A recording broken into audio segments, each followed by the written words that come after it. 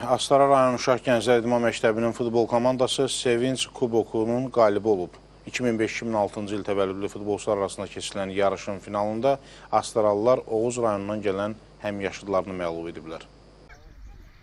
Sevinç Kubokunun əvvəlcə zona mərhələsi keçirilib. Astaralı futbolçular bu mərhələdə Bərdədə meydana çıxıblar. Zona yarışında bütün rəqiblərindən üstün olmaqda çətinlik çəkməyən məşqçi Qəhrəman Mirzəyevin yetirmələri bu nəticə ilə final mərhələsində oynamaq şansı əldə ediblər. Final görüşləri isə Qax rayonunda baş tutub. Burada 8 komanda 2 qrupda mübarizə aparıb.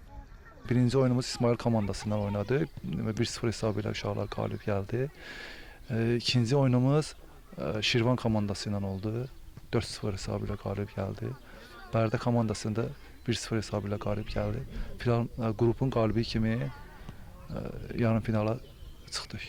Yarım final görüşündə Astaralıların rəqibi digər qrupda ikinci olan Şabran təmsilçiləri olub. Cənublular burada isə rəqibindən minimal fərqlə üstün olaraq final görüşündə iştirak ediblər. Oğuz komandasında mübarizə apardı. Niyyət Cabbarovdan Əli Quliyev deməli həmin oyunda qolları vurdular. 2-0 hesabı ilə qalib gəldik. Bu qələbə ilə komanda başı üzərinə kuboku qaldıraraq ikinci dəfə Sevinç kubokuna sahib olublar.